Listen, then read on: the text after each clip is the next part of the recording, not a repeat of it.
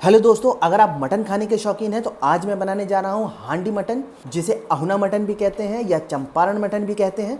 ये खाने में बहुत ही ज़्यादा लजीज होता है और इसे मैं बहुत ही आसान तरीके से बनाऊंगा। तो चलिए इसे बनाना हम शुरू करते हैं। दोस्तों, इसके लिए सबसे पहले हमने यहाँ 750 ग्राम मटन लिया है और इसे हमने अच्छे से वॉश कर लिया है। तो चलिए अब इसे हम मैरिनेट कर लेते हैं। सबसे पहले एक बाउल में हम 500 ग्राम प्याज डाल लेते हैं। दोस्तों, हांडी मटन में प्याज ज्यादा ही पड़ता है। अब इसमें डालते हैं हम कश्मीरी मिर्च पाउडर 1 टेबल स्पून, साथ में जाएगा लाल मिर्च पाउडर। अब इसमें डालते हैं हम धनिया पाउडर, जीरा पाउडर, थोड़ी सी काली मिर्च का पाउडर। अब इसमें हम डालते हैं मीट मसाला 1 टेबल स्पून, साथ में गरम मसाला, थोड़ा सा हल्दी पाउडर डाल लेते हैं। अब इसमें हम मटन डाल देते हैं। दोस्तों, यहाँ हमने हाफ कप मस्टर्ड ऑयल को गरम कर लिया है। अब इसे हम मटन के ऊपर डाल लेते हैं।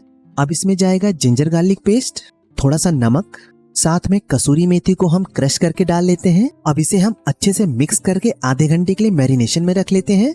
दोस्तों, बिहार स्टाइल मटन बनाने के लिए हमें कुछ खड़े मसाले चाहिए। सबसे पहले लहसुन, 8-10 काली मिर्च, साथ में जावित्री, 2 लाल मिर्च, साथ में बड़ी इलायची, दालचीनी, जीरा 1 टेबल स्पून, साथ में छोटी इलायची, चक्री फूल और लौंग। दोस्तों, अब एक हांडी में हम मस्टर्ड ऑयल डाल लेते हैं। अब यहाँ ऑयल को हम थोड़ा सा हांडी में फैला लेते हैं। ऑयल गर्म होते ही हम इसमें सबसे पहले जीरा डालते हैं। यहाँ जीरा चटकने लगा है तो अब हम इसमें सारे खड़े मसाले डाल लेते हैं और इसे हम 1 मिनट के लिए फ्राई कर लेते हैं। अब इसमें ऊपर से खड़े लहसुन, अब इसमें हम मैरिनेट किया हुआ मटन डाल लेते हैं। थोड़ा सा पानी डाल रहा हूँ, आप चाहे तो इसमें पानी ना भी डालें क्योंकि प्याज बहुत पानी छोड़ता है। मटन को हम 4 से 5 मिनट के लिए भून लेते हैं। दोस्तों, अब हांडी को हम कवर करके लो फ्लेम पे ढक लेते हैं। दोस्तों, आधे घंटे बाद हम हांडी को खोल के एक बार मटन को अच्छे से मिक्स कर लेते हैं और मटन को हम एक बार चेक कर लेते हैं। थोड़ा सा नमक डाल के हम इसे मिक्स करके फिर से ढक लेते हैं। 1 से सवा घंटे बाद हम हांडी को खोल लेते हैं।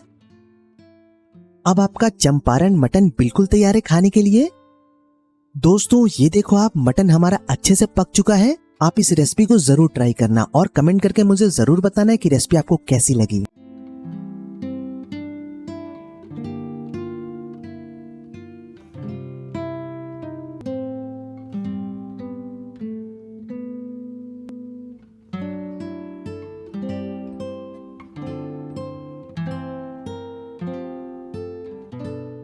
जल्दी मिलते हैं एक नई रेसिपी के साथ। Thanks for watching guys, bye.